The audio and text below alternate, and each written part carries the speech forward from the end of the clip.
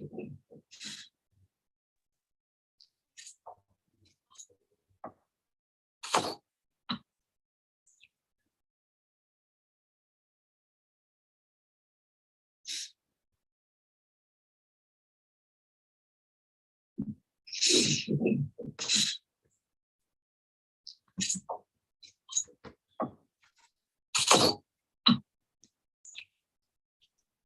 can start now, Chelsea. Hello, everybody. Welcome to the final event in the Spring 22 Visiting Writers Series with Inés Hernández-Avila. My name is Chelsea. I'm an instructor in the English department at WSU Vancouver, and I'm a co-organizer of the Visiting Writers Series with Julian Ankney and Cameron McGill, which is a collaboration of the Pullman and Vancouver campuses. As always, special thanks to Brian Barner and Mark Mizoguchi for all of your work behind the scenes, making these events possible. I also want to thank WSU Vancouver's College of Arts and Sciences and the Council for Equity, Diversity, and Inclusion, the WSU Pullman Native Programs, the English Department, Academic Outreach and Innovation, the Honors College, the Common Reading Series, ASWSU, and Landscapes, the campus literary journal. Before I pass off to Julian to introduce our guest speaker, we'd love to see you put in the chat where you're all from. We are coming to you from the land of the Confederated Tribes of the Grand Ronde. Our series this spring has brought together Native artists, activists, and scholars from around the region to honor and learn from their work and to help facilitate the kinds of changes we hope to see. I'm reminded of Stormy Weber's call for art that espouses a shared and sustainable ethic, Beth Piato's insistence on the wholeness of language and being, Naomi Little Bear Marina's refusal to let the past be buried, and Natalie Diaz's refrain that our bodies are the land, are the water. Inez's reading this evening is poignantly connected to our common reading book this year, Tales of Two Americas, Stories of Inequality in a Divided Nation. The collaborative nature of her work reminds us that coalition building simultaneously resists hegemony and casts an alternative vision for ways of being together in the world. Before we begin, a couple of housekeeping items. Please use the YouTube chat to engage and respond throughout the talk, and we'll also have a Q&A after Inez's reading where you can ask all of your questions. If you're here for the final or for the common reading event, we'll put the Qualtrics link in the chat toward the end of the reading, so be sure to watch out for it. And without further ado, I will pass off to Julian to introduce our guest speaker. Inez Hernandez-Avila, Nimipu, Nez Perce, and Tejana, Professor, Native American Studies, UC Davis, is one of the 6 founders of the Native American and Indigenous Studies Association. Her research focuses on the interrelationship between autonomy, the arts, spirit, and social justice through the study of Native American, Indigenous poetry in US Mexico, with a partial focus on Chiapas. She is a poet, scholar, translator, visual artist, and a member of the Lukutsime North Star Collective, a group of Nimipu creative writers and language workers. She has received 2 grants to take the Lukutsime delegation to San Cristobal de las Casas, Chiapas, Mexico, to meet with Mayan counterparts in spring 2022. She has a contract with Sunny Press for the multilingual collection Donde Nacen los Cantos, where the songs are born, contemporary Mayan and Zoque poetry, featuring 20 poets in translation. She's collaborated with the Library of Congress to produce the site La Palabra, Indigenous Voices. Throughout her career, she has been a bridge between Chicanx studies, Chicanx community, and Native American studies and Native American communities, and between Native writers in the US and Indigenous writers in Mexico, Guatemala, and Chile. In April 2017, she received the Frank Bonilla Public Intellectual Award from the Latinx Studies section of LASA. Please give a warm whip whip Coug welcome, Wildcat welcome to Inez Hernandez-Avila.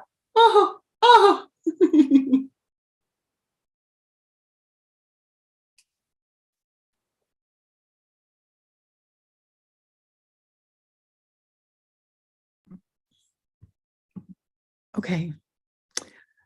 Hello, everyone. Tatskulawit oikalom. I'm really happy to be here. I'm talking to you from my home.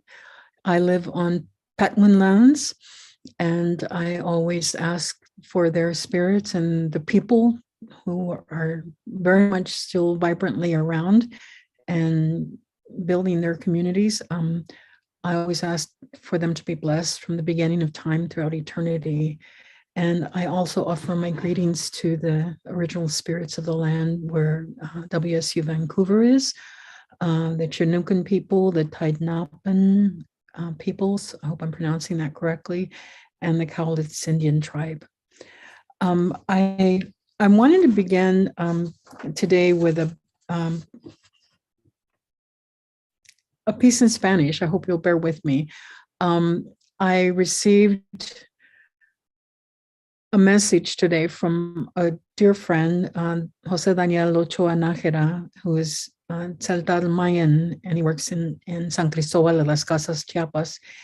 And we're very connected, and we're so connected that when I saw that he had sent me a message on Messenger, I opened it, and we're prone to having these back and forth conversations about all kinds of things.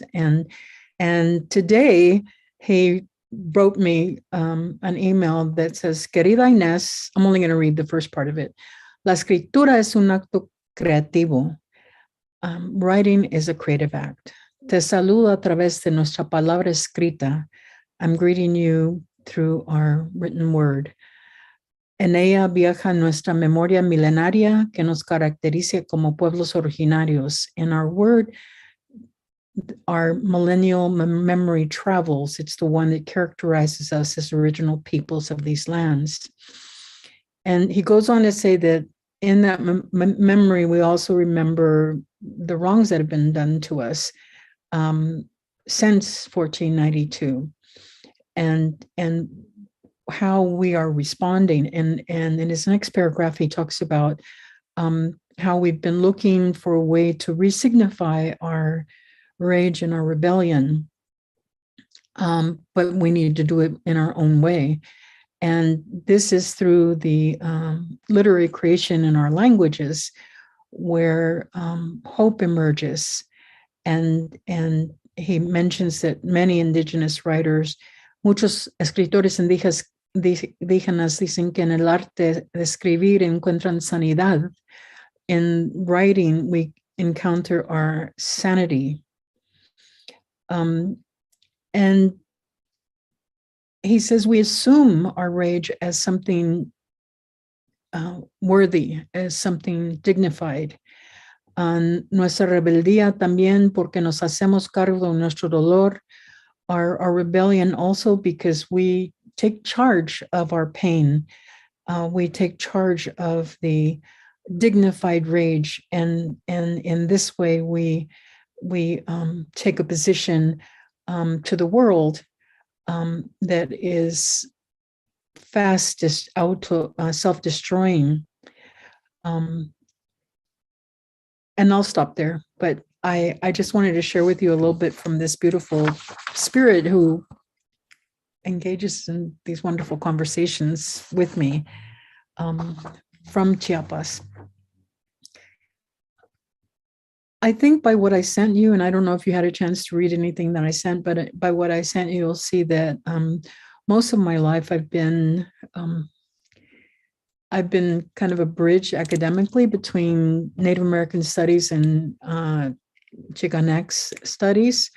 And I was asked by, for those of you who are interested in that, in indigeneity, Mexican indigeneity, as well as Native American studies and Native American peoples, there has been published a collection of essays called Chicana Latina Indigeneities, Volume 1, and I was asked to contribute to Volume 2, and I was asked particularly to contribute an essay that's more of a personal history, and so I called it Retornos, Returns, a meditation on the Indigenous Americas, a personal history. And so I'm going to read just the intro to it.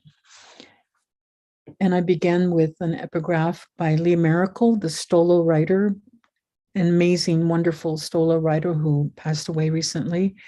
I dearly love her work, but I began with a passage by her.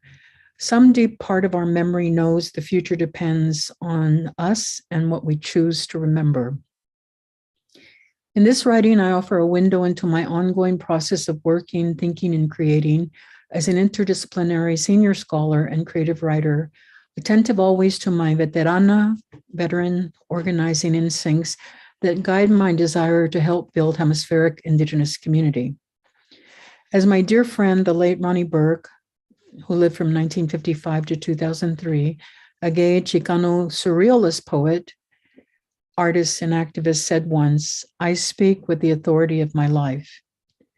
To begin, I remember my Nimipu grandpa Thomas Bailey Andrews, Yukshanat, saying that we, Indigenous peoples of this hemisphere, are all one tradition, the red tradition.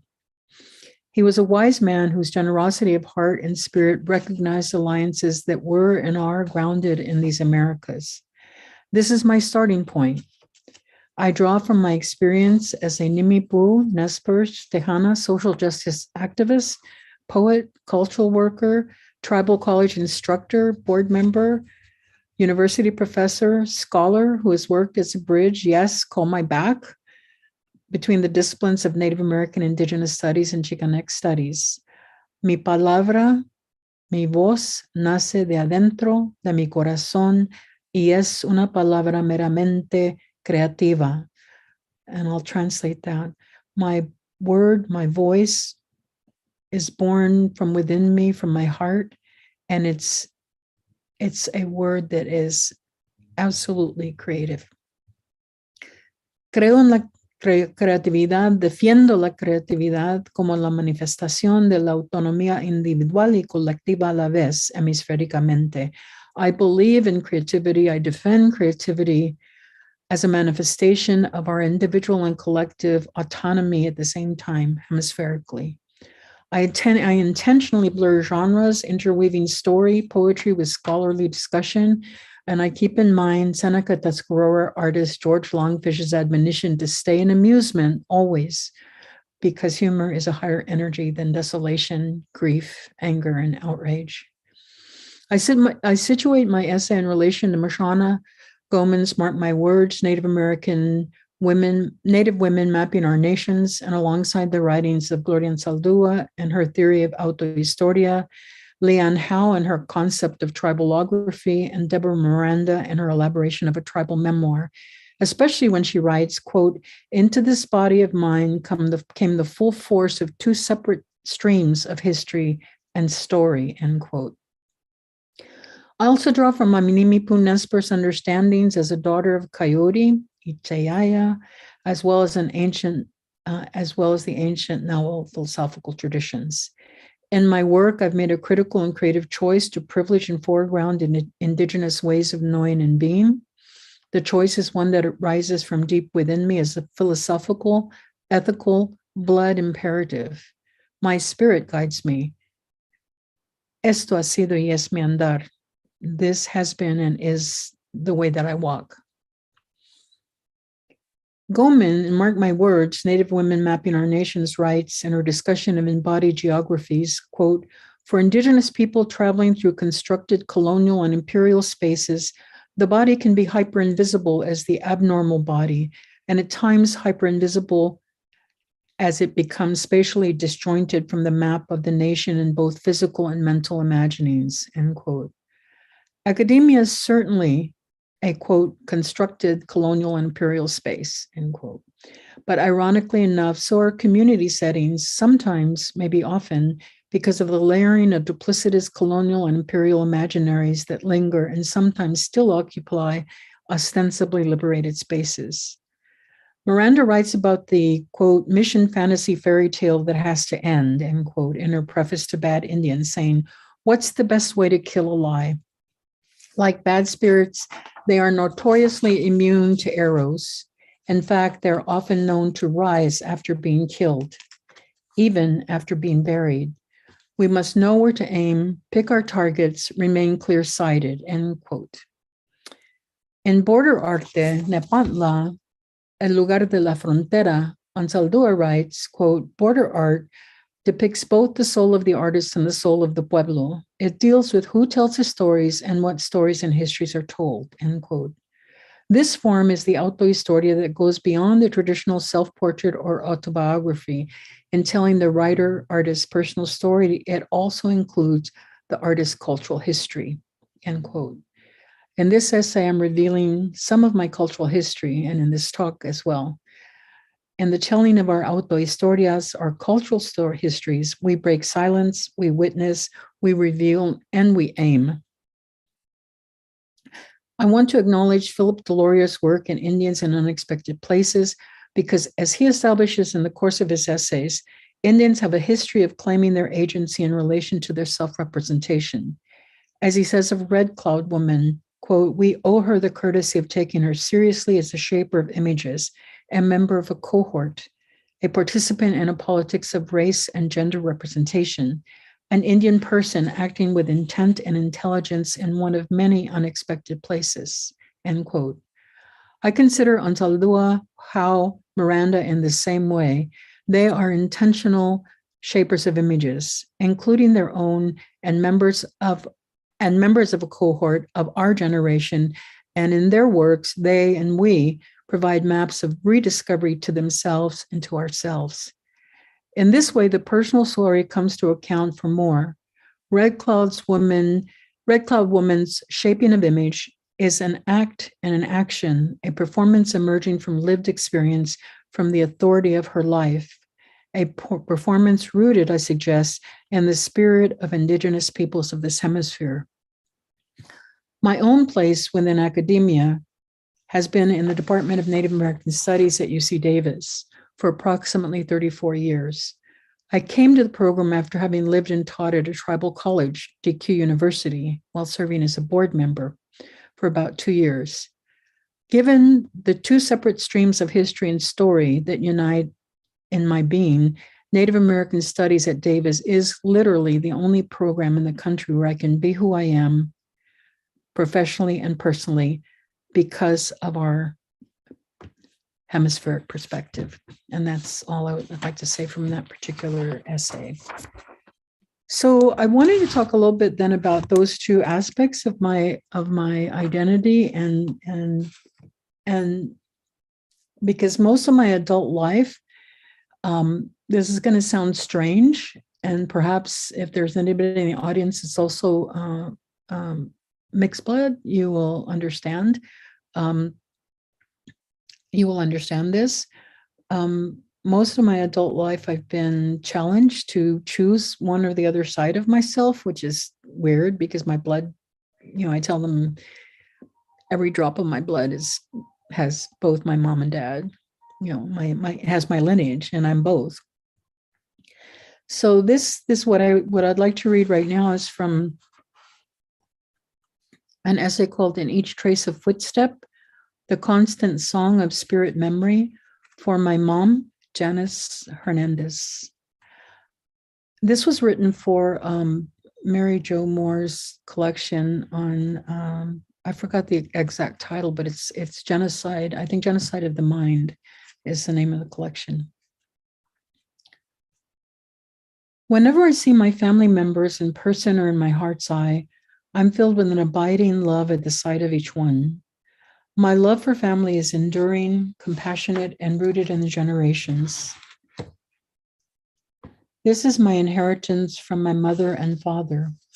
My parents truly loved and cherished their own parents and siblings and each other's parents and siblings.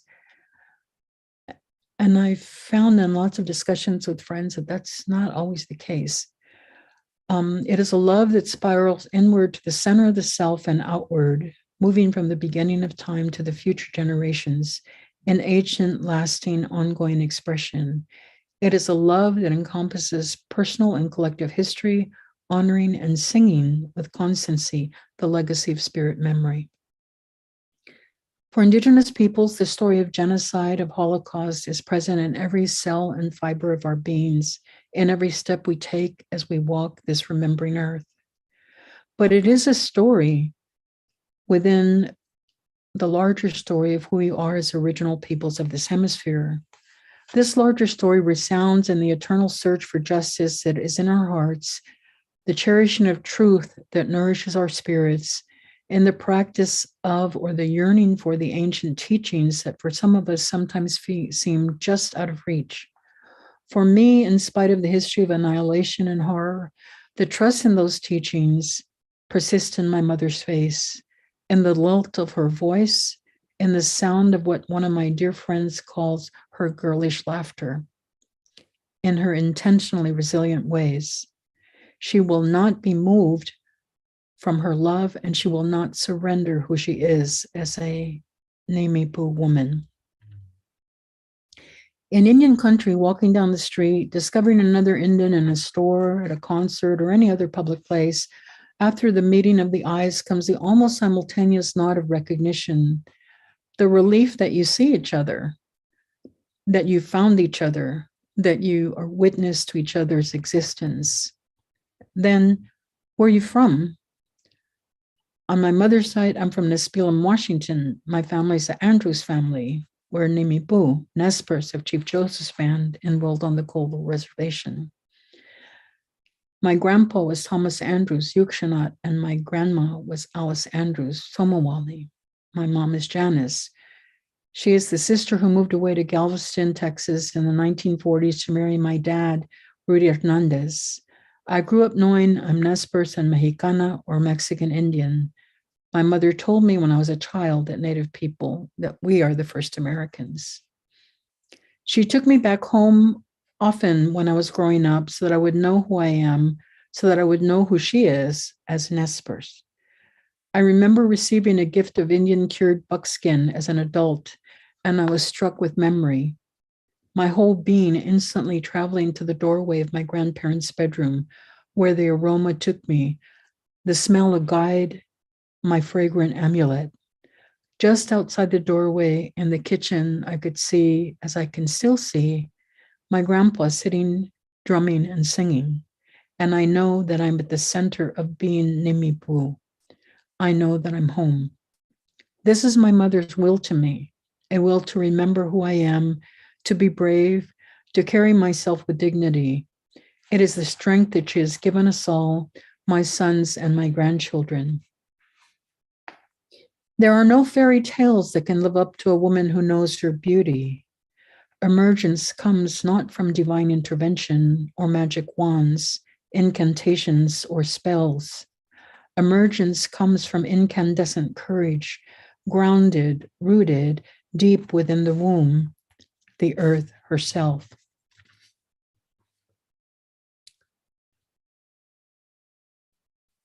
And I'm going to skip a little bit. I'm moving into a section where I talk about a trip that we took to Bear Paw in 1998 with my Uncle Frank and my mom and my youngest son, Tom, and my husband. So I'm going to skip a little bit.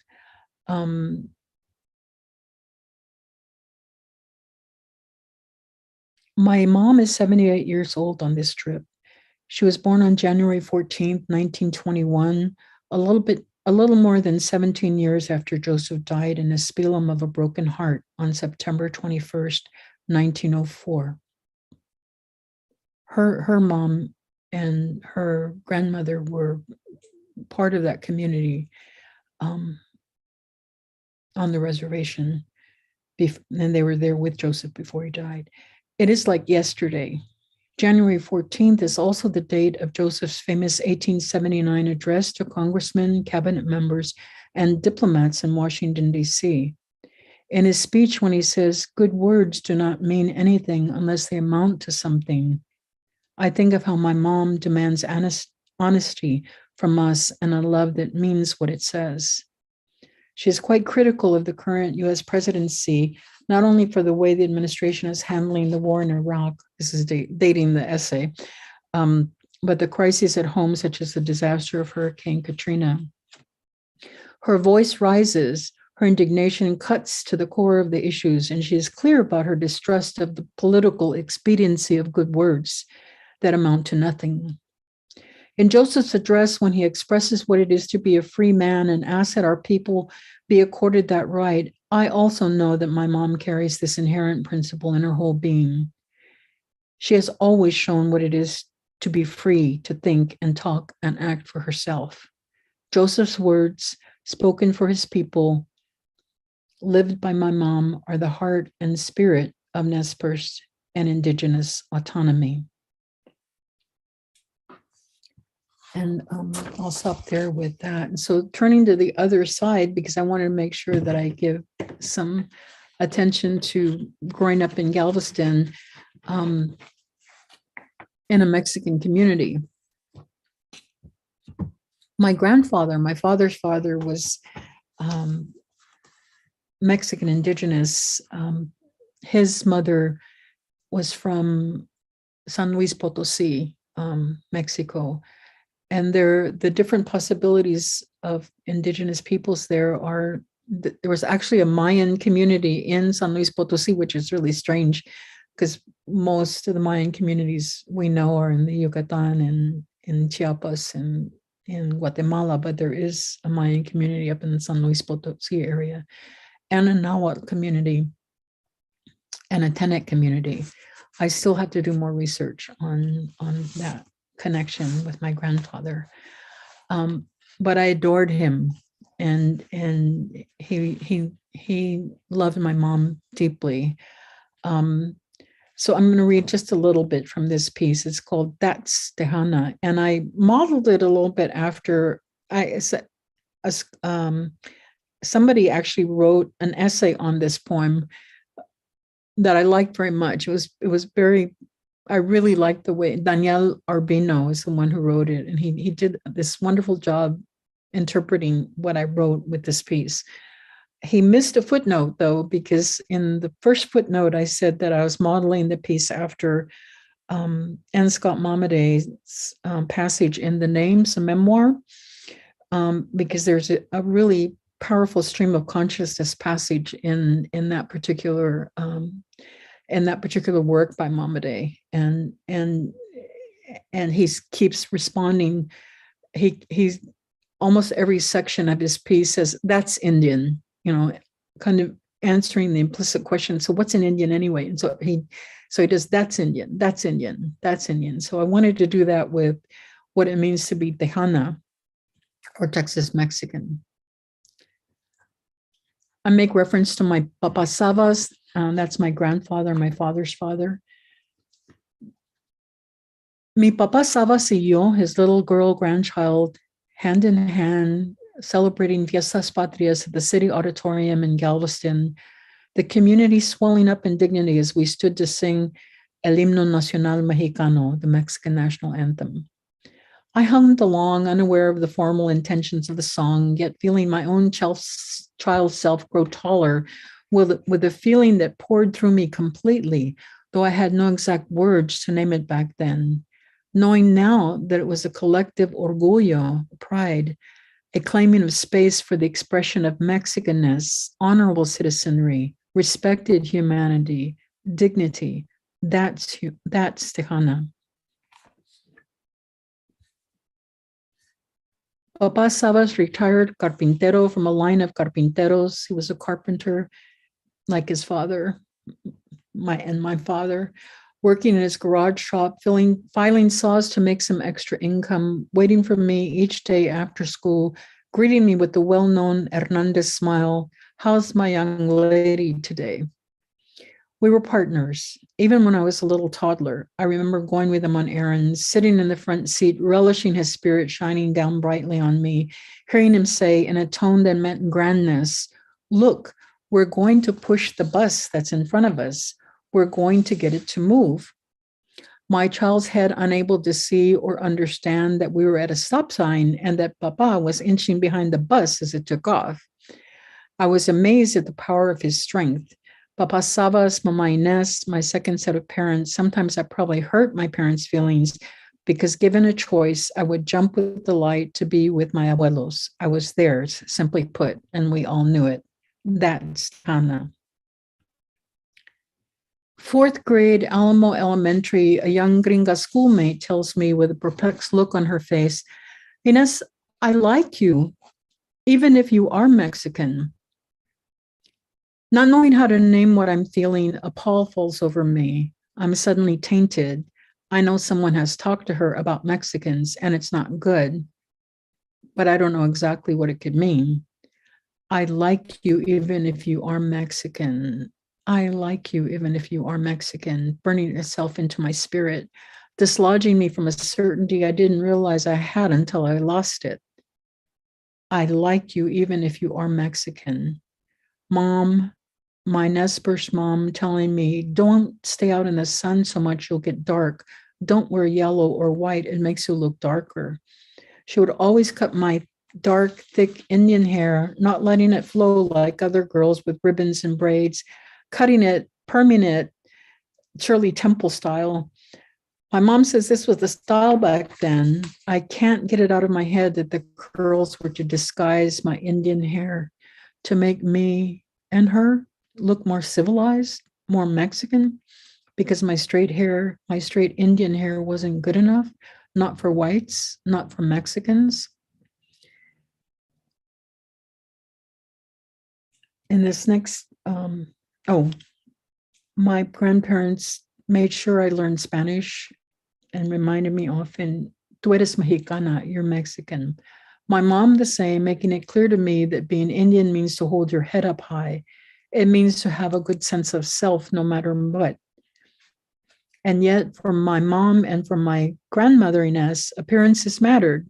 Dress with assimilated style, keep up, know the do's and don'ts. I'm in my late 20s when I let my hair down, grow it long till it caresses my hips, horrifying my parents. Seriously, my father said, I'll give you money to go to a hairdresser.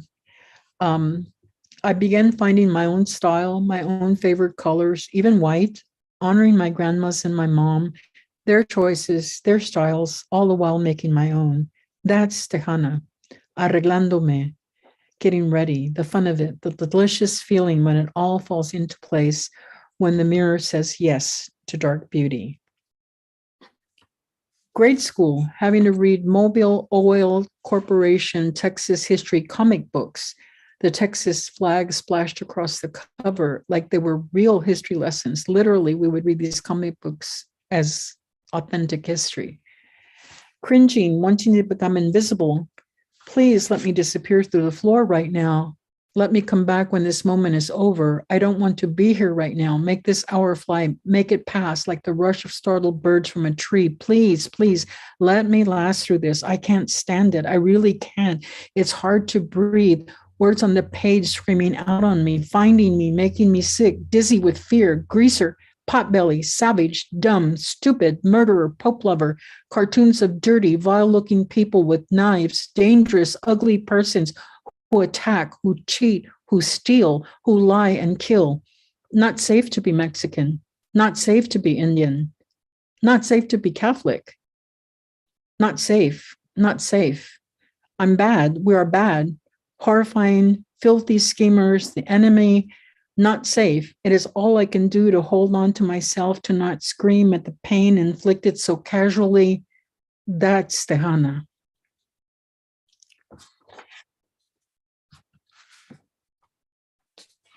And I'm going to skip to one other section.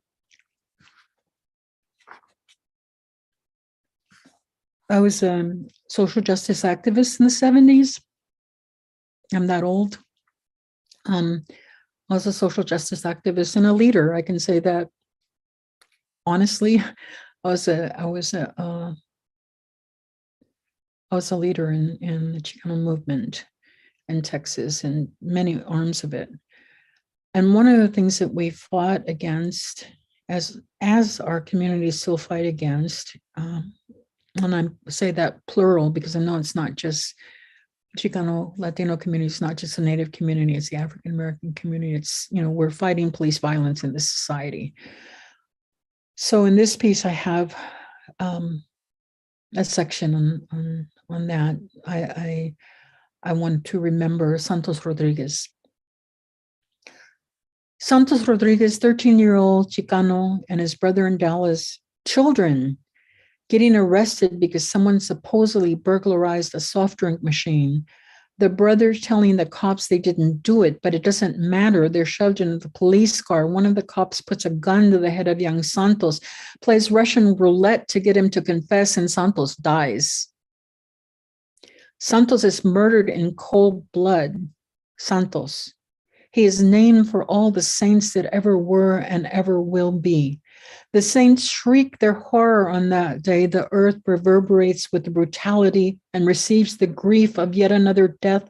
By monstrous hands, the heavens part to receive the spirit of this innocent young boy. Santos, Santos, we will never forget. That's Tejana. Raza committing suicide in the jails of the valley, of the cities. So many times, jail keepers finding young men who have hung themselves with their own belts. So many belts. Where do they come from? Labor repression, La Quinena in Kingsville, South Texas, where the schoolhouse has sleeping Mexicans and cactuses painted on the outside walls. The Border Patrol, the deaths by drowning, hunger, thirst, coyotes, traidores, sexploitation of women, child labor, trafficking of our people every day, every which way. Watch them. These are Mexicans. Don't let them get too far. Call the authorities before they get paid, before they can make something of themselves. Control, control, control. English, only English. Only don't let them get documents of any kind to affirmative action. No chances for them. Ilegales, ilegales. That's Tejana. Ningún ser humano es ilegal. That's Tejana. No human being is illegal. That's also Tejana. So that's all I'll read from that one. And I don't know how I'm doing on time. I think I have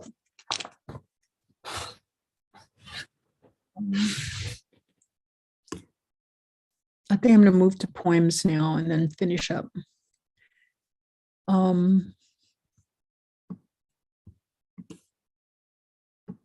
Changing the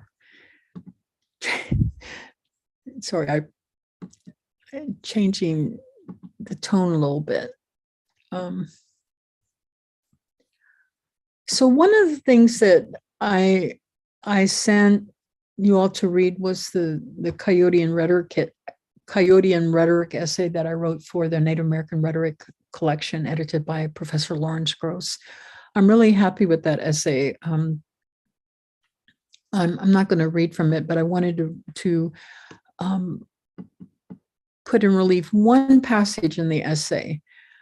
There's much to be said about how the often reiterated trickster energy, to use the problematic term in English, works from indigenous perspectives in the Americas.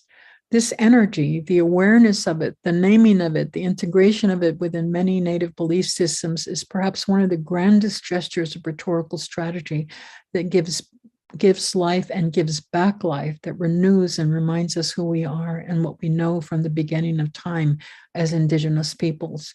And I want to talk a little bit about that, but I want to read this poem first. And it's just a fun poem. It's my Coyote and Rhetoric piece. I'm talking about the coyote sacred being who can manifest, in all kinds of ways. But this poem is about particular kinds of men who are coyotes. I have to say my youngest son thought I wrote it for him, but it wasn't for him. But he is a coyote. Okay. Once more with love for Itchayayay, coyote. He's just a wily old rub you the wrong way, big pod, sorry looking, yet somehow kind of magnetic coyote, even at his most pitifulest. The most aggravating kind. That's just the way coyotes are. Now, you can get offended with him if you want. He probably intended it. He just loves it when you fume, you see. In fact, when you don't fume and you throw his foolishness back to him instead, with a big old grin yourself and a flick of your hips and a swing of your hair, you'll make him really mad. But while he's telling you off, yelling that you're the cause of all his woes and calling you a goddamn woman and going on about how no one does things right anymore, least of all some snippety woman.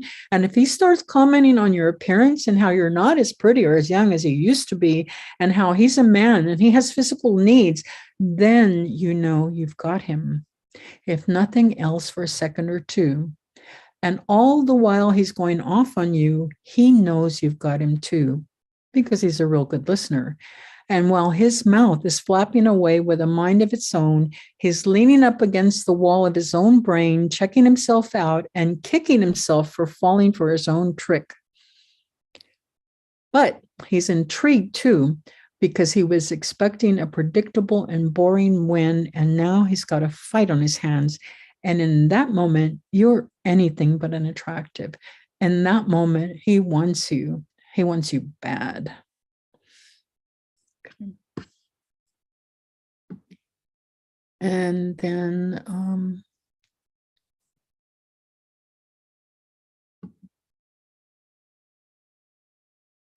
maybe I'll finish up.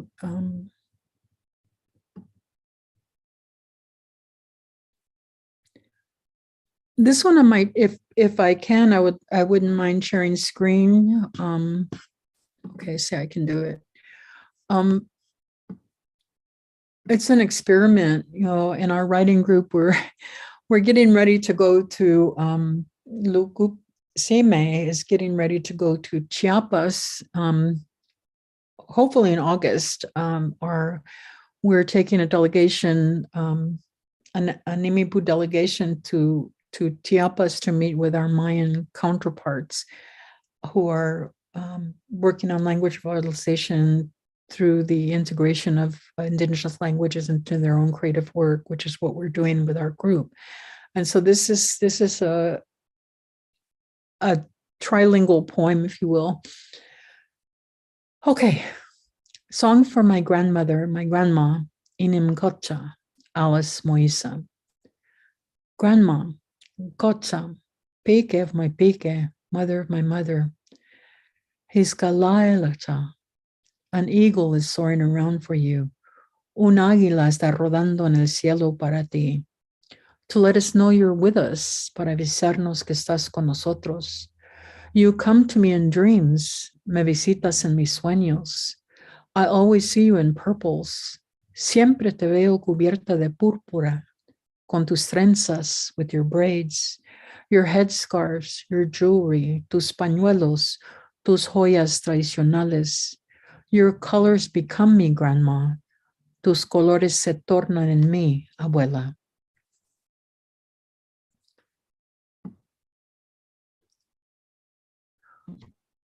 For you, Ileli, what to say, I'm singing as I dance. Por ti, estoy cantando mientras bailo. I know you're waiting for me. Sé que me estás esperando. I know you will be the first in line to receive me when I cross. Sé que serás la primera en recibirme cuando cruce. I see you in my face. Te veo en mi rostro. Cocha, Alice Moisa, abuela. Mana, que cocha, wet, ikel. Oh, grandmother, are you also going to dance? Oh, abuela, ¿bailarás también? I see you smiling. Te veo sonriendo. I'm weaving our language with my heart. Tejo nuestro idioma con mi corazón. Okay, so I think I'll stop there.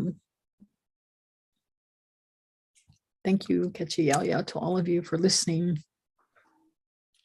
Inez, Hios, it's cute. Lautiwa, Casa Patamanawat. That was for Inez. Yay. So I love how you talk about being an activist in the 70s, and I was like, nay, she's still an activist. And I was wondering if you could enlighten us about, or talk a little bit about the dignified rage and rebellion, and how that connects to specifically, Indigenous poetry, history, and autonomy for you. That's a good one, Julian. Okay. You're welcome. Come on, I want to hear that rage and rebellion. How does it all connect? Well, I think one of the things that it's interesting. One of our graduate students asked in the seminar in the fall,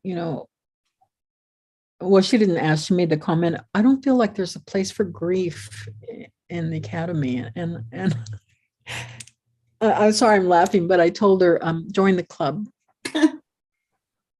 Yeah, no, I mean, we all know what we carry, right? And that's why I really appreciate that Obligations 2 poem by Lily Long Soldier, right, where she does the weave with her writing, and there's that one word, the grief is the connecting word. No matter how you read the poem, you've got to go through grief, and you have to return to grief, but you get out of grief also, and I would say the same thing for rage. One of my teachers and mentors and brothers is George Longfish, who's Seneca in Tuscarora, and he was on our faculty, retired 2003. It's been a while. He retired, but he was on the faculty for 30 years. He was hired in 73, so he's an artist, and he's also a clairvoyant, a psychic healer. And I've had a lot of conversations with him, and we talk about how anger is a higher energy than despair, than grief. But when he says stay in amusement, he's reminding us that humor is a higher energy than rage, than anger. And so I think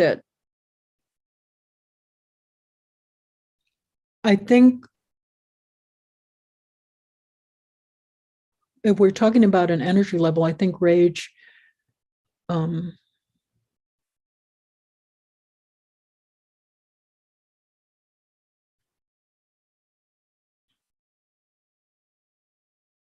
this is where we come back to our stories and our ways of knowing and being, and ways of, it's funny because people, there's a lot of talk about meditation and, contemplative practice and so on and so forth. And we've always had that in Indigenous communities in Indian country, and I'll say Indian country hemispherically. So that we have those practices that allow us to ground ourselves and to recenter, because rage can throw you off, grief can throw you off, and so when I think of how people are handling it, I think about the Zapatistas in Chiapas, and I think about how they argue that the autonomy is in their hearts, and that autonomy is, for it to really work, has to be a benevolent autonomy. It has to be a compassionate autonomy. It has to be an autonomy that manifests dignity. And when they talk about, they have the expression like kilkushlehal, which means, and some people would translate it as the good life, but if you look more deeply into what they're saying, they really mean the dignified life. And Larry Gross in Anishinaabe Ways of Knowing and Being also talks about Bima Dizu and the good life. And for the Nimipu, we have that tamalwi, in that, what it means to be a true human being, which all of those instances are speaking to, which is what fascinates me so much about our languages and about learning other Indigenous people's ways of knowing being, because there's so many correspondences. We're not the same. We can't say that we're the same, but when you look into it, when you look into other Indigenous people's ways of knowing being, you realize why we understand each other, and that, I mean, when we think about missing and murdered Indigenous women and girls, when we think about all the land and water struggles, when we think about the murder of activists, of environmental justice activists,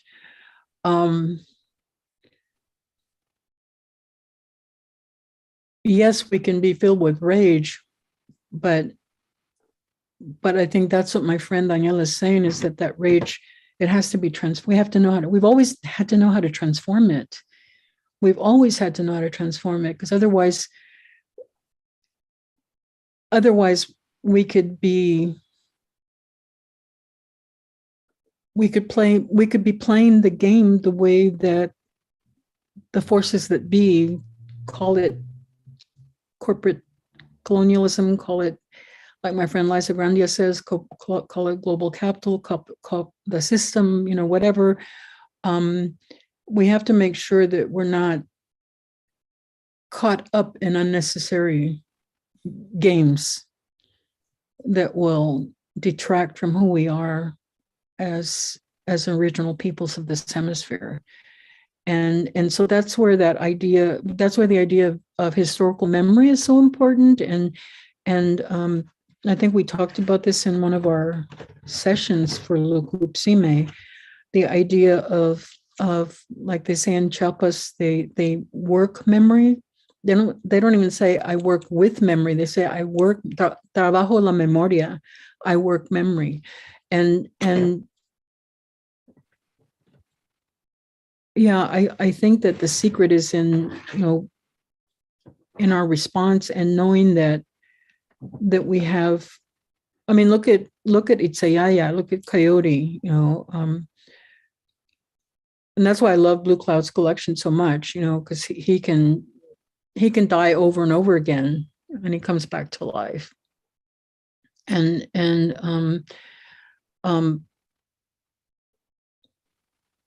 I hope that kind of answered your question. I don't want to go on too long about it, but. No, I love how you were connecting language to being. It reminds me of your one poem that you read for us, Wakeswisa. Yeah. And how you just repeat that word to live, and how repetition, but also like coming into being, a verb for to be, right? And how we're constantly becoming. We're constantly becoming Nimipu Nawit. So I love it. Nimipu Nawit.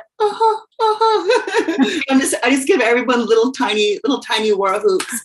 But I love that you're also connecting being an Indigenous, woman in academia, and the invisibility of Indigenous people in academia and history, and how the counter story of Indigenous people is also a radical act. It is an act of rebellion for us to be here. So I have to ask the question, can you speak to your own experience as both an Indigenous and a Tejana body or woman in academia?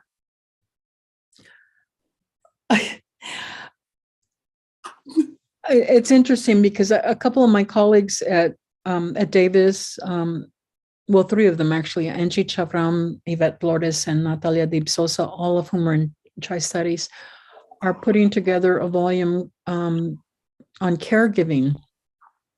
And they asked me to contribute whatever I wanted to, a poem or a piece, on caregiving in academia. And I thought, well, that's okay. So I've been working on that. I'm not done with it yet. But to answer your question, it's been rough, right?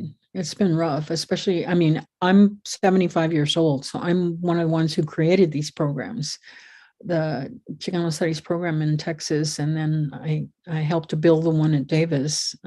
I've been helping to build it for over 30 years now. And I'm a senior faculty member, one of the highest 2 ranking in our department. I'm served on academic senate committees, the major committees, the major, I don't know if I should say all that here on the live stream, but anyway, I've been on major committees in the academic senate. and sometimes, I have good relationships. I mean, I feel like I have a respected place on the campus, but I remember everything. That's what some people hate about me, is that I have a really, really good memory. And it's been when I sat on one committee, well, again, I'm not sure if I can,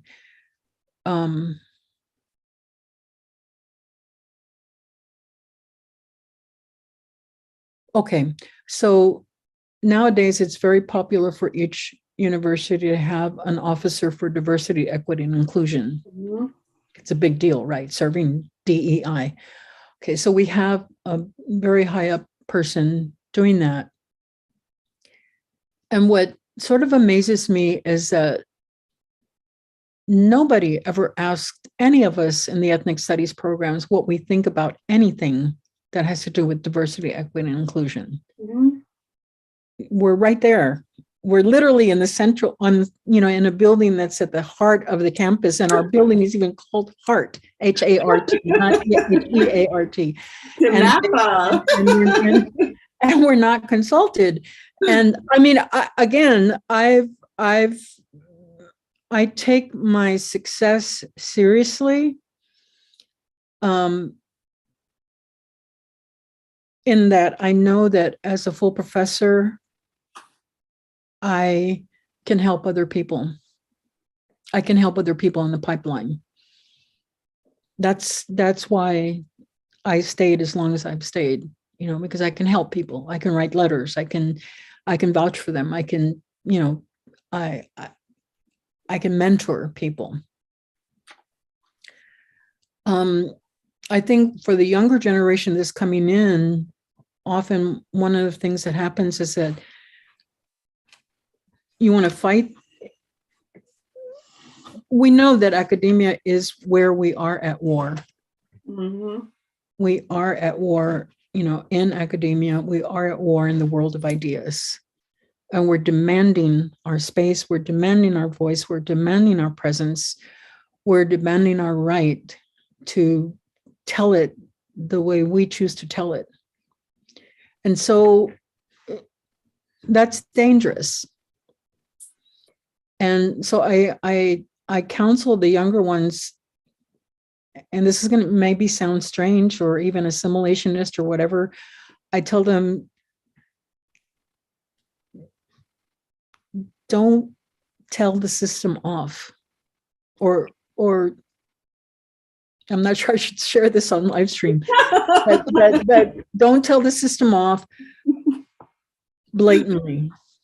Let me put it that way. Make sure you know what you're doing when you respond, and make sure that when you're responding, you offer your suggestions as the most reasonable suggestions that could ever be on the face of the earth. Because they are. Yeah, well, they are. I mean, we don't even have to yell about it. I mean, we can be very reasonable, and there's a real argument about why we want to do whatever we want to do. And Walk Suiza. Yeah, no, it's been hard, because in many ways academia is a disease. Western academia is a disease for Indigenous peoples and for people of color. And we have to, but that's what we have, right? That's what we have. we have the right to be there in academia in order to, like with us, with our graduate program at Davis, where we're graduating PhDs and they're getting positions in different parts of the country.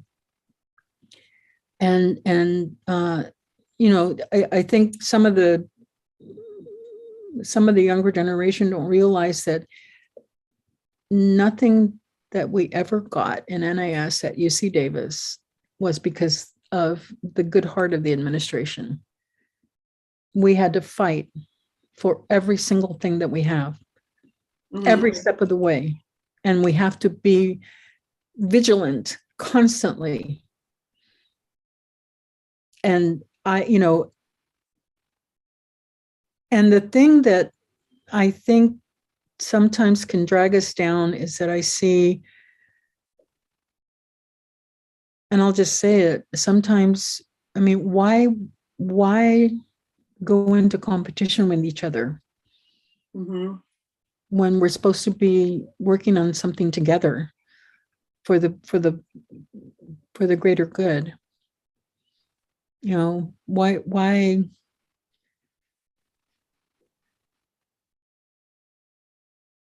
I have to say, when I was first hired at UC Davis, I was the young one back then. And so I learned a lot from the founding people, Jack Forbes, Dave Risley, Sarah Hutchison, George Longfish.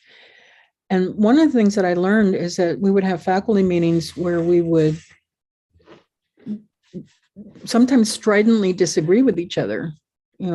I was listening because I was the assistant professor at the time, but I would say what I needed to say whenever I felt like I needed to say it. But once we finished the meeting and we walked out of the room, we were united. We were together. And we don't quite have that anymore. And it comes back to indigenous principles of governance also, and how we need to try to find a way to allow those principles. And I love the word in Spanish, principios, because in Spanish, principios means principles, but it also means beginnings. So when we go back to our principles, then we know how to act. We know how to show respect. We know how to honor. We know how to work together. We know that there are ways, protocols, if you will. There are ways of working together, but that doesn't always happen.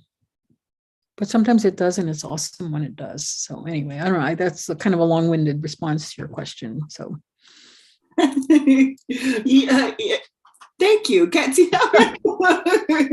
No, I know you, so it's like I really have to ask her all these questions I always wanted to ask, which leads me to the next question, and that is about something you were talking about in your readings, and those hemispheric perceptions of bodies in connection to place, a place that is defined by literal, colonial borders. So how have you navigated in your poetry and prose that almost without borders to kind of enrich that Wakiswisa or Nimipunawit, right? That the ways of becoming or being and eternal justice in your writing? I've always been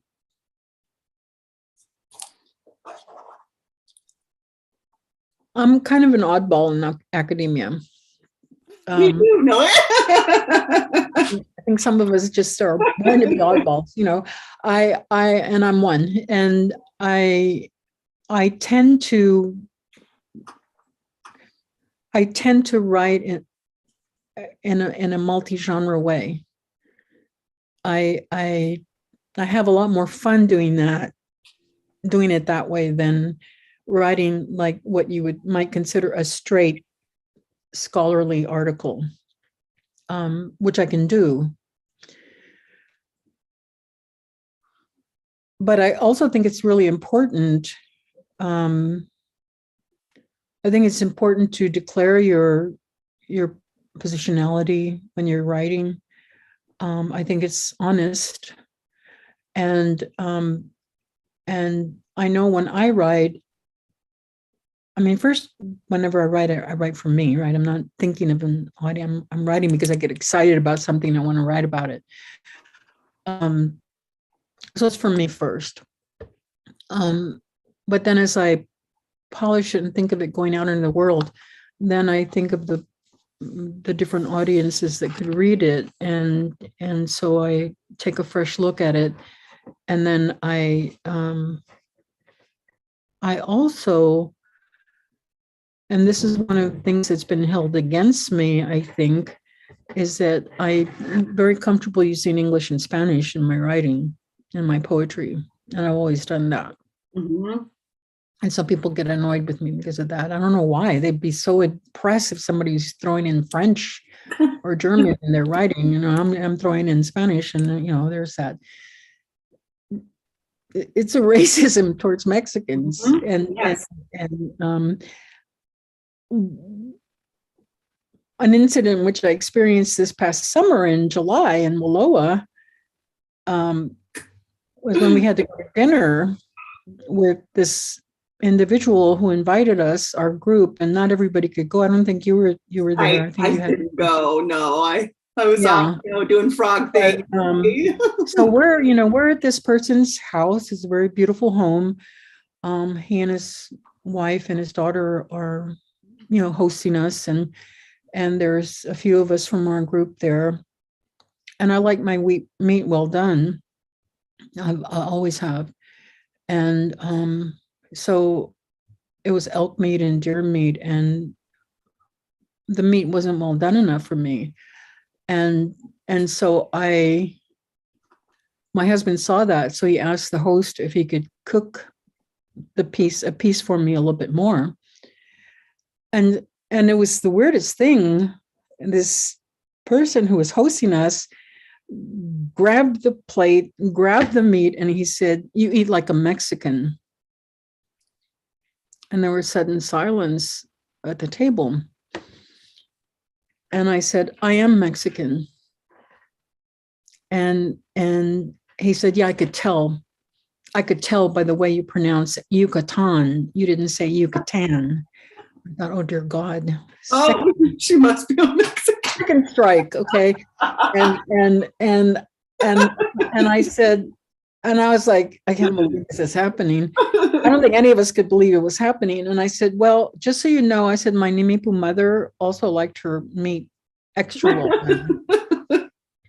And then we went on, right? And afterwards, when we got back to the farmhouse, two people from our group told me how sorry they were that they hadn't said anything. I said, well, I mean, you didn't have to say anything. We got through that moment.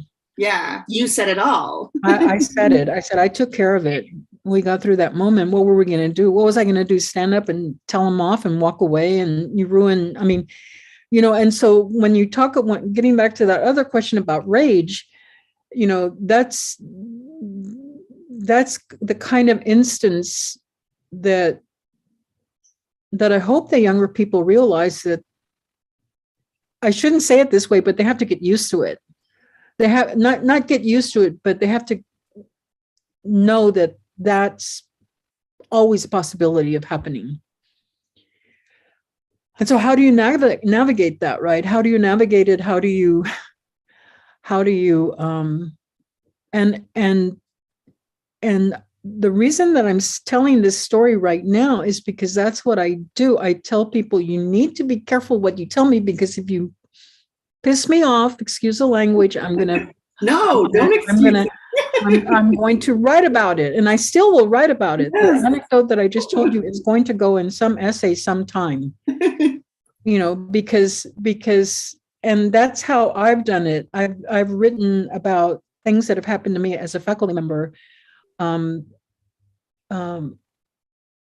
one at a dinner one time for a staff person in the academic senate. We're all there with the staff person because she was retiring.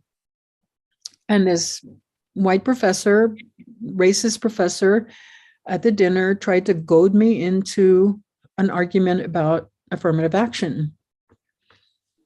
And suddenly in the middle of the dinner, he leans across the table and say, "What do you think about affirmative action?" And I thought, oh God. Mm-hmm. And I Yeah, said, that happens a lot. I said, well, I'd be a little bit hard pressed, I said, what's the question?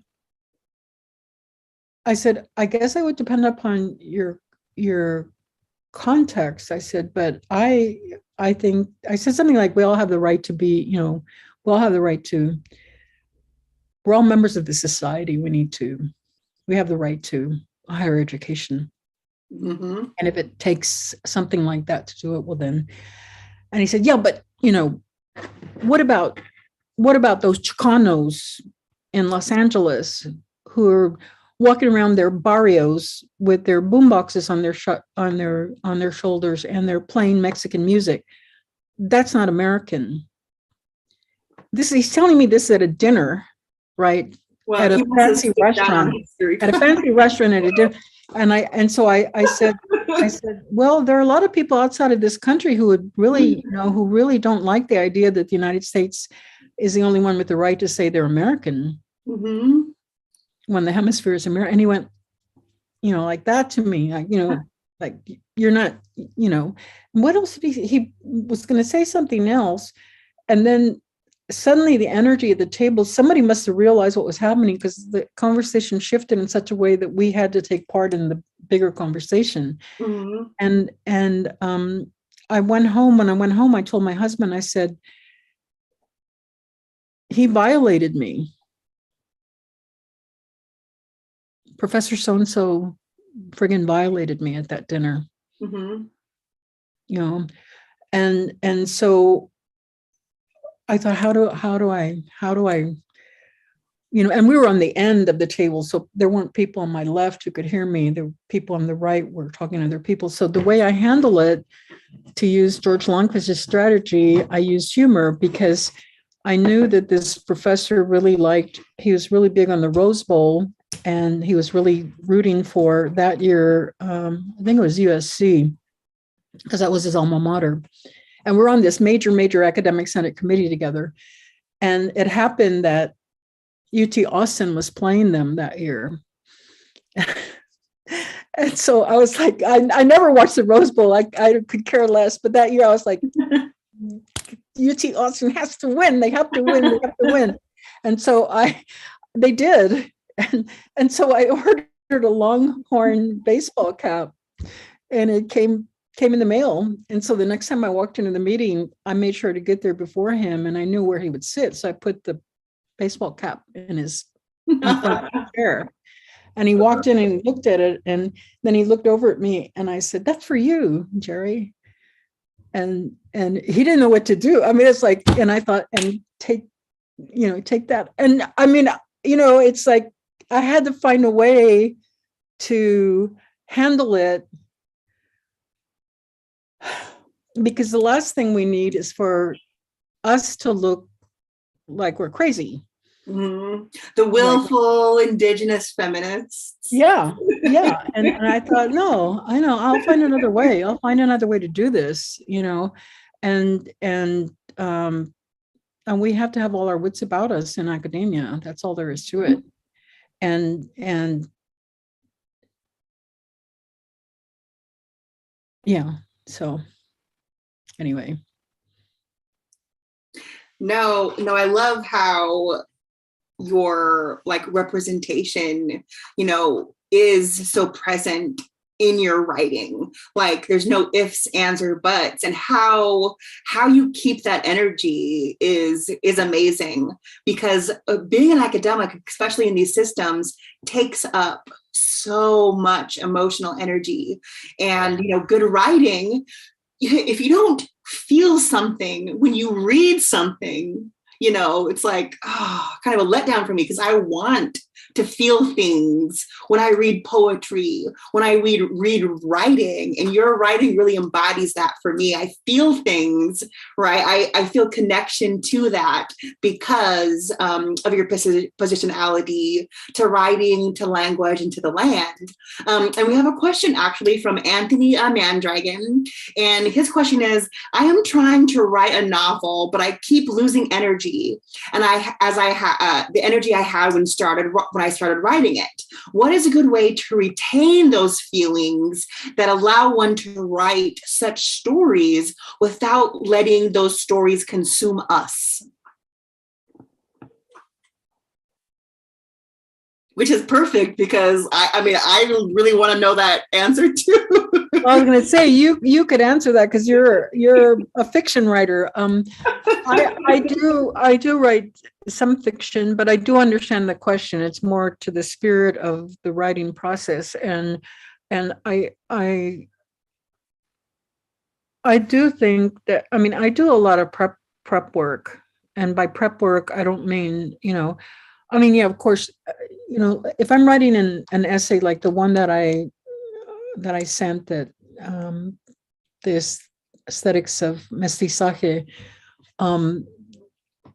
which was a creative meditation, I worked on that for a while, and I pulled together, and I realized I'm not talking about fiction, but it was a piece that mattered a lot to me, and I had to work on it, walk away from it, and then go back to it. But my prep work was I putter around a lot. It's really important to me to be with what it is that I have to, with what I have to do. I can't just sit down and start writing. It has to be germinating. And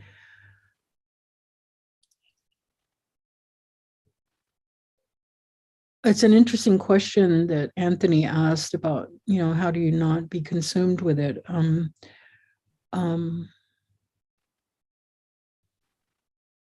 don't know. It's kind of cool being consumed by it too, though. Really, if because that's what I enjoy. I enjoy that part of the creative process where I leave what I'm doing and I'm taking it with me, and I'm still working on it. Maybe not with my brain, but with my heart or my body or my spirit or whatever. I'm still working on it. So when I come back, then I can start in on it again. And maybe consume is not the word, but engaged. I'm with it. Yeah, and I don't expect it to happen in all one sitting.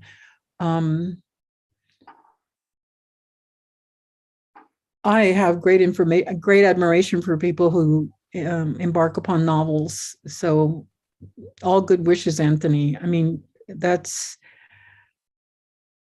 I have written them. I have written short stories. I have never tried a novel.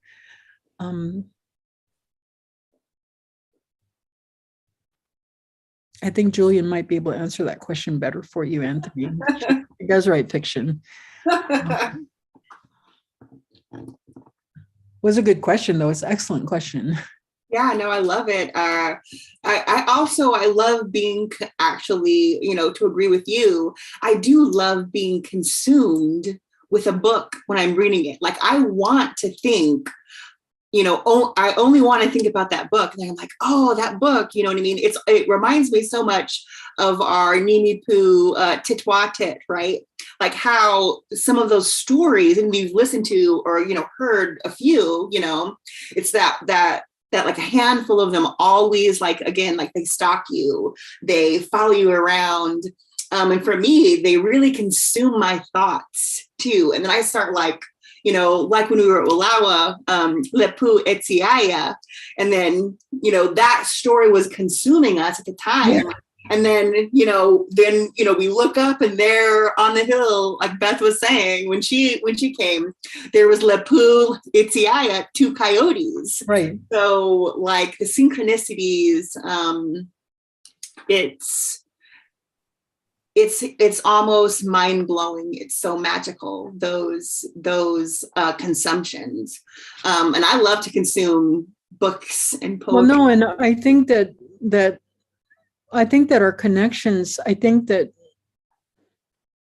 we don't even begin to understand, or I don't, our that everything is happening in different levels, right? And so for Daniel Ochoa to write me the email that he wrote me today, I told Juan, I said, oh my God, we're so connected. I'm so connected to him. Why, of all days, today on April 27th, when I'm doing this talk for WSU, does he write me this incredibly beautiful email on the significance of literature and how it helps us to maintain our sanity, and how it helps us to overcome, and not only overcome, but transform our rage and our rebellion into something that's beautiful and that's lasting and that moves people, makes them feel. And I thought, geez,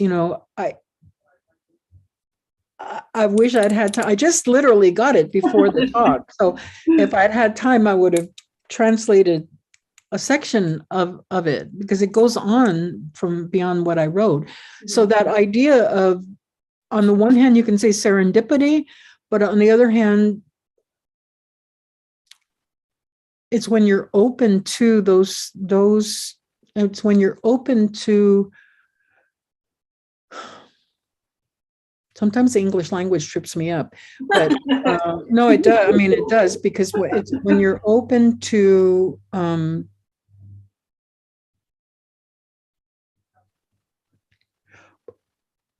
when you're not dragged down in the mundane, when you're not,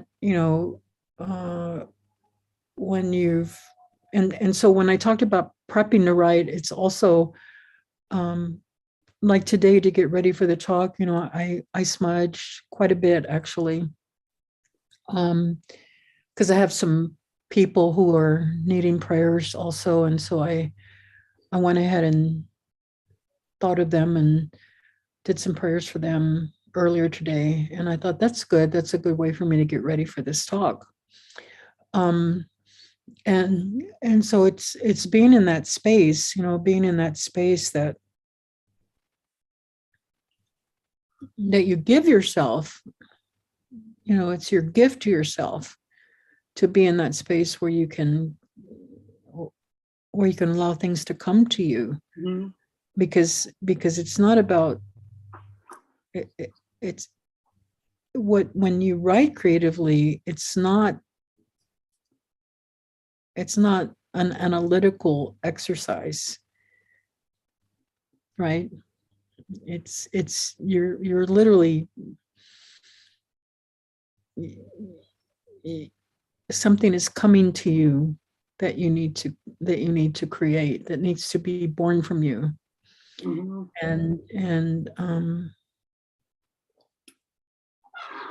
And that's why, to me, that gestation period is so important, and the caring for your work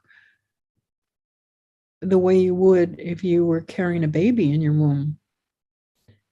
And I don't mean that to be, I don't mean to exclude,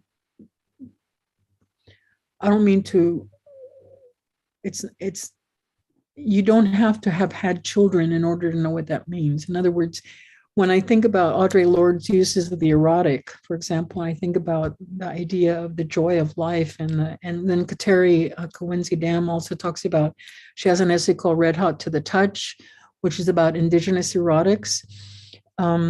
It's that energy of creation, and the creative energy is, it can be orgasmic, and what you produce with that energy is not always a human baby, it's works. Mm-hmm. And so it just, and I don't even know if that's making any sense to anybody, but it's nurturing that process, right? Nurturing that process of and recognizing yourself as a writer, as somebody, of course, capable, but and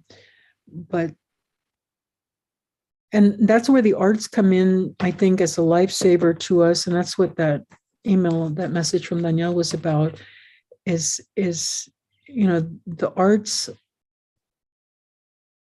can't help but honor our autonomy, because each of us is different, even if we're from the same people. Mm-hmm. Where each of us is different. And so through the arts, then we're allowed, I shouldn't even say we're allowed, the arts provide us a way to express ourselves, express who we are and what we see, because it's about seeing also, right?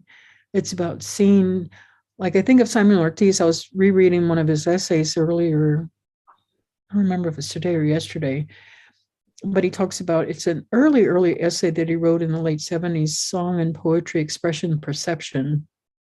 And then he has another essay too, where his early essays where he talks about language as sacred. But in this essay, Expression and Perception, he talks about how, well, he's writing about his father's carving a dancer. But he's making the point that the story of that carving is his father's story about this man as his father has experienced it. And so it has everything to do with how that piece comes out. And that's what I think our writing is too, because we're writing our perceptions, we're expressing our perceptions, and our perceptions matter. And like the Zapatistas in Chiapas say, they really emphasize the idea of consensus. And with the idea of consensus, it's laborious to arrive at consensus if you're talking about an entire community, much less, it might be hard for us in our Lucupsime group with 7 of us to arrive at consensus, but imagine an entire community. And so, but the only way that you can really do that is if everyone feels like their word was heard, Mm-hmm. right? Exactly. Otherwise it's not really consensus. Mm-hmm.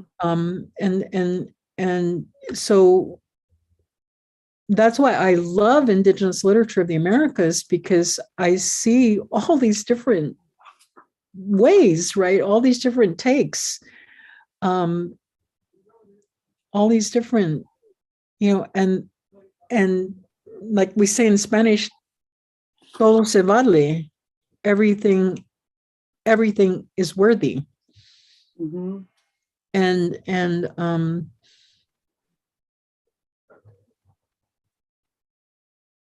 because we're seeing together, right? We are seeing together, and in that scene, we're also envisioning and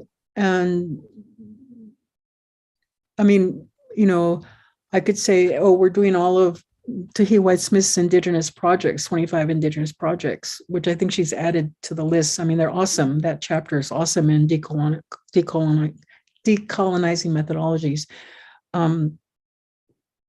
But Envision is one of the 25 projects.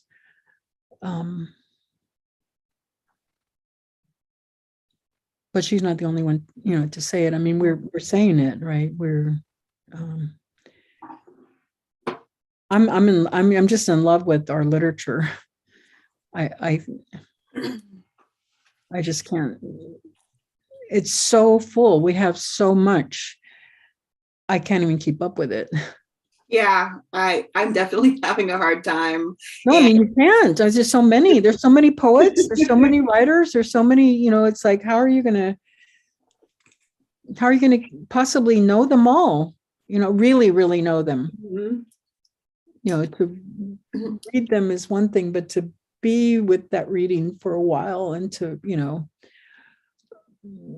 you have to have a relationship you have to have a relationship with it. Mhm. And going back to Anthony's question, it's a relationship with your manuscript.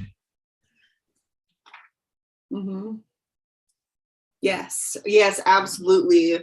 I really loved how you talking about like taking up space and speaking truth, especially in academia and in our own writing. Kristen Nilligan has a question kind of related to that, taking up space and speaking, actually having space to speak our own autonomy, right? She asks, do you think there is hope for major change in academia moving forward into the future? Or do you think that is so deeply rooted that it might not be possible? And this will be the last question of the night, Inez. So is change possible? I always like to tell my students, yes, just listen to Indigenous and BIPOC communities. Well, no, I mean, I would say yes. I mean, we again, all the ethnic studies programs had to fight to occupy a space in academia. Just like queer studies, women and gender and sexuality studies, even American studies. I mean, we're all considered the newer area studies, which by that, our disciplines are like babies. We're 50 years old compared to like anthropology or literature or study of religions, etc.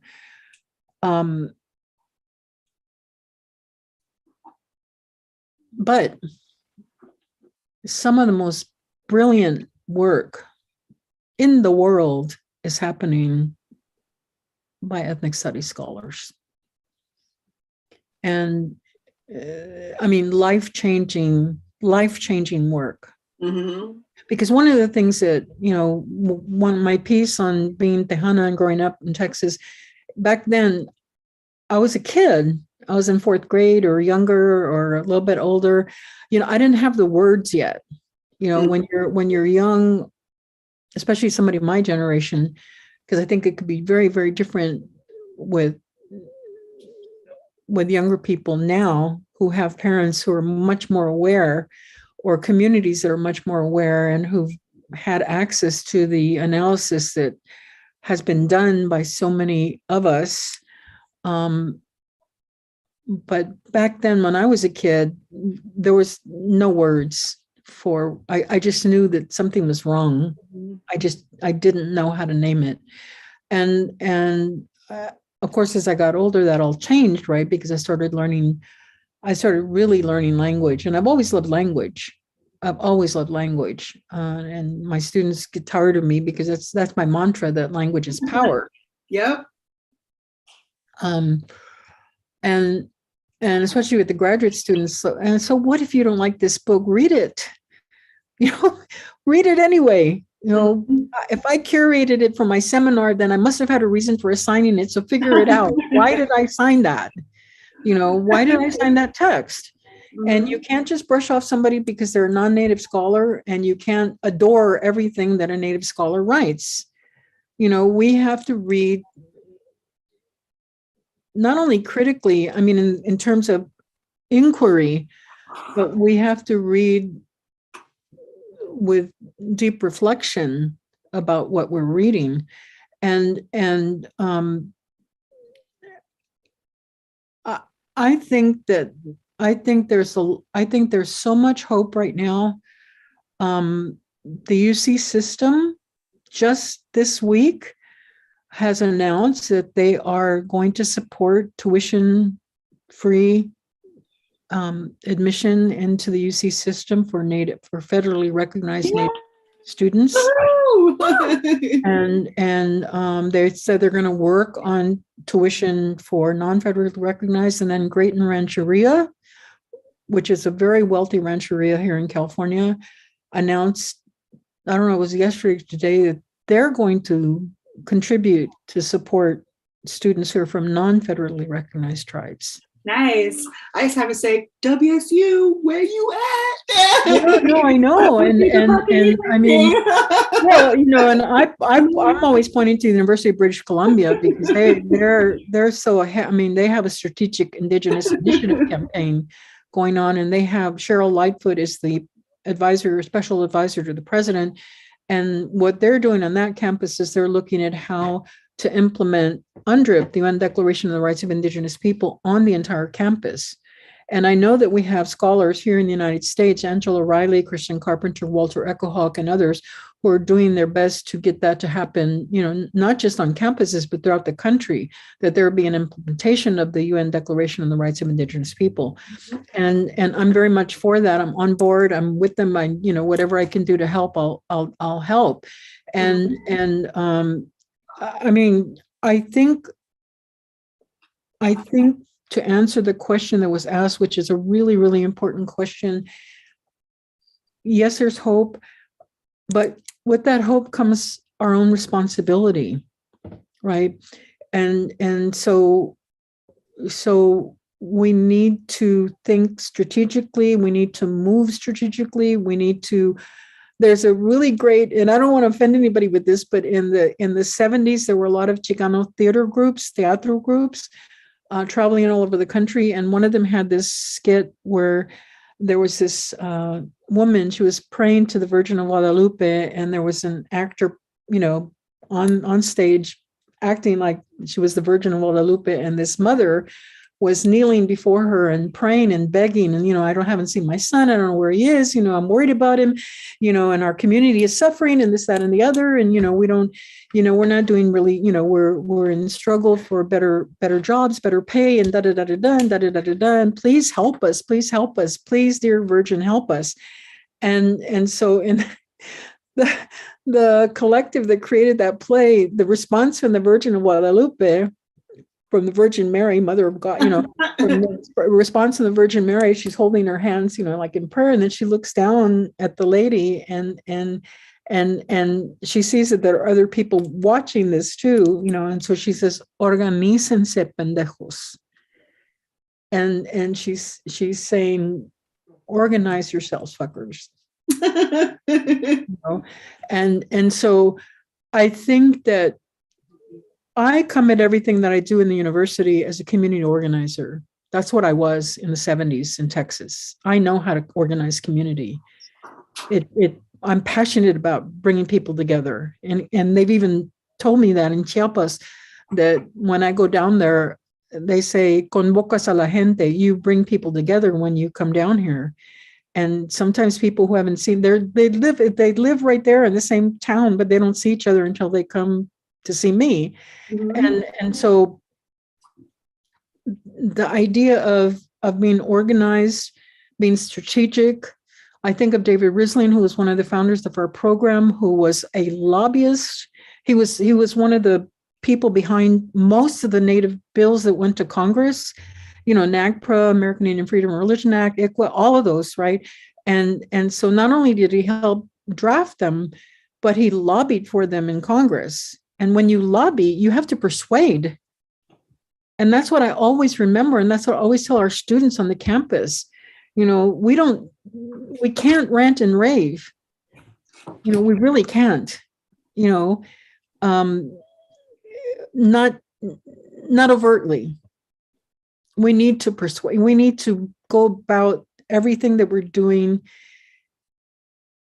in the most reasonable way, but it's our reasonable way, right? It's our reasonable way. So we have a say on that, how that's going to happen. Mm-hmm. And so it's a way that for us to show our strengths and our brilliance and our, the way we analyze things, the way we interpret it, the way we see it, the way we see things go together, or they shouldn't go together, or whatever. And we need to represent that, and I mean, I just come back to, again, the idea of a collective. We have to see each other as part of a larger struggle. Mm-hmm. We have to, because it's the only way that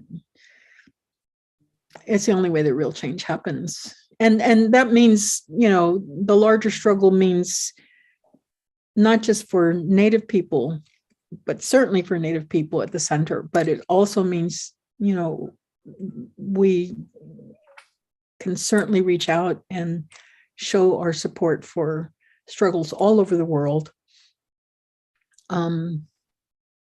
because it matters, not even because we would like their support too, although it'd be great if we had their support too, but that shouldn't be the reason why we do it. We should do it because our conscience tells us that this is what we should do, and that will speak for itself.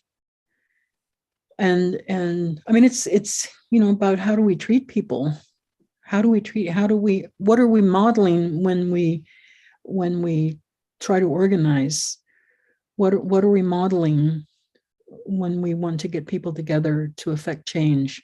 And all of that.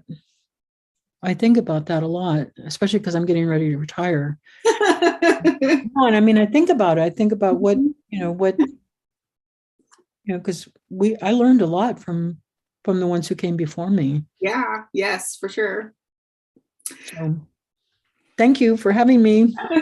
Inez, Humakis, Katsiao, big thanks. Lautiwa, Kasapahatamanawat, friend and teacher. I just have to give you a because your words ring so true. Thank you, from the bottom of our to Napa, from in our hearts, and from the Visiting Writer Series, and WSU as a large, or as a whole, as a large community that I would like to see more coalitions. Even between departments, Right. Or people within departments being formed. So yes, we have a lot of work to do. And that work, I feel like does come with literature and with poetry and uplifting certain people's voices. So once again, I do think I really appreciate that last question, because I do think there's hope. yes, I think there's a lot of signs for us to have hope, and those are kind of what we need to hold on to make sure that the truth isn't being obfuscated by what I call the hechiceria, the illusion that are being fed to us by mainstream. Yes, I teach a class, and the class is Native Literature, and our theme is representation as radical resistance. So once again, Katsiao, thank you so much, Inez, and I will see you Friday. Okay. Right. Bye, everybody. Thank you. Katsiikaten. Good night. I'm done.